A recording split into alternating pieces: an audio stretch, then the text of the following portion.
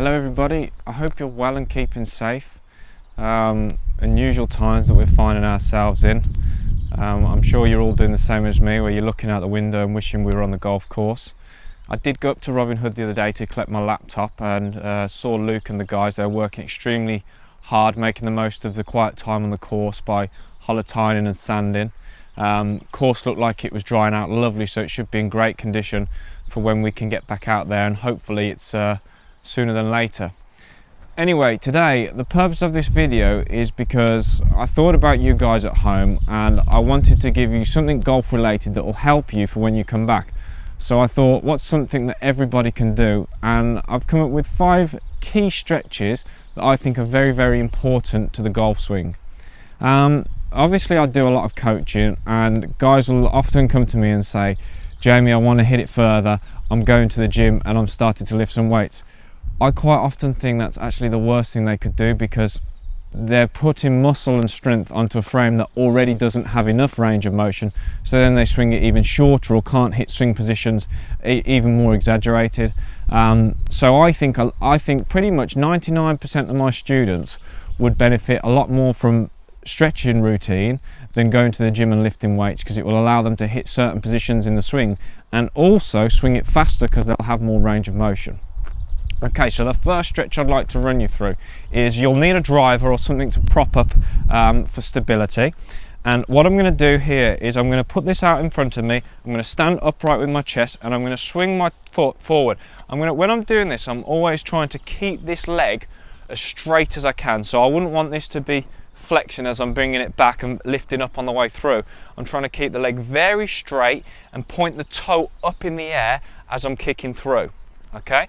Now the purpose of this stretch, where you're going to feel this, is right down the back of your hamstring here. Okay, so I'd say do 10 this side and do 10 the other side, and I generally always do sets of 3. So I'd do 10, 10, and I'd do that 3 times. Okay, the purpose of this stretch is I quite often see players that have a limitation in their hamstrings here won't be able to stand in the correct posture because it puts a real strain on the back of the leg, so they'll start to create a starting position that looks very rounded and hunched. So when we're trying to make a dynamic movement, that's obviously not the best starting position and it's going to cause problems from there. Okay, second stretch still incorporates the same kind of drill. So if I'm swinging my leg to the right, because it's going to go in front of me now and out to the side, so I'm going to put the club to the right of me for stability. Again, I'll cut it short, but I would do about 10 per side. Okay, and I'll do this one, so club out to the left of me as I swing my foot to the left. And you're going to feel this at the top and the hip joint. So the purpose of this drill is, this is going to allow us to rotate into the hip correctly into the backswing, okay? And it's also going to allow us to rotate through the golf ball into the left hip correctly. If you see guys that have limited range of motion here, they can make a short backswing if they haven't got the range in their right hip, and if they haven't got the range in their left hip, you often see the foot spinning and compensatory movements that generally are going to cause bad shots. Okay, so the third stretch we're going to do is, this one's going to be for the shoulders. So what I'd have you doing is I'd have you lay down on the mat, okay? I'd put fingertips to the sky, and now I'd keep my back and shoulders pinned to the ground, hips pinned to the ground, and I'd just try and isolate the shoulders and rotate them through a 90-degree range. Now with all of these stretches, it might be the first time a lot of you guys are doing it, so if your range is, let's say, here, don't push yourself too much past that. Of course, for a stretch to be effective, you have got to push yourself, but don't do it to a point where you're going to cause an injury or make compensatory movements like lifting your hip up to get the hands down, because that's defeating the objective.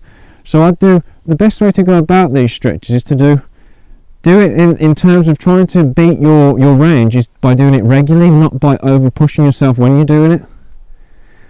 Okay, so I'd probably do again about 10 of these, just trying to get that 90-degree range. If your range is here, just try and keep just surpassing it each time.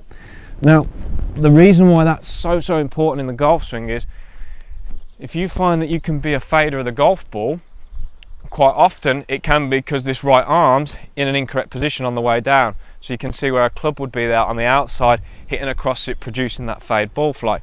Now if I don't have the range of motion to be able to rotate this arm into the position required to come from the inside, I'm never going to hit a draw or a straight shot due to a physical limitation. Okay, so fourth stretch we're going to go into. So this one again is one that I'd want you to be careful with and ease into, which to be honest is pretty much the same for all of them. So I'd be laid down on my front here, okay, I'd put my arms either side of my shoulder, I'd keep my hips in contact with the ground, and then I'd gently push up, okay, to extend the spine. Now if I really wanted to maximise the stretch, I'd then start to lift my chin up as well. So if your range of motion is here for the first day, that's it, that's great, and then keep building on that every day. Okay, so the purpose of this stretch is to be able to get into our finish position where we've got our spine fully extended like this, which is going to help us hit them high bombs. If I can't get into that range and I'm here, you can see that doesn't look like a movement that's conducive to hitting a high ball flight. Okay, and the final stretch that I'm going to give you is for rotation of the thoracic spine. So what I would do here is I'd lie on the ground on my side, I'd get my knees up, so I'd make a 90-degree angle here and a 90-degree angle here. Arm down on the ground, palm up, ear to the ground. I'd tuck my hand behind my neck, touch elbows, rotate open, moving the head as well, trying to get as much range of motion as I can through that thoracic spine. Now again, get to the point where you feel the stretch. If that's here, that's great, and just keep working on that. I wouldn't want you to start moving the hips and the body like this to think you're achieving the stretch, because actually you define the point of it. Nice slow movements as well, nothing quick. And again, you do that exercise. With all of these exercises, you'd make sure that you're doing them on both sides of the body. You wouldn't just do one side. Okay, so those are our 5 key simple stretches that we've done there.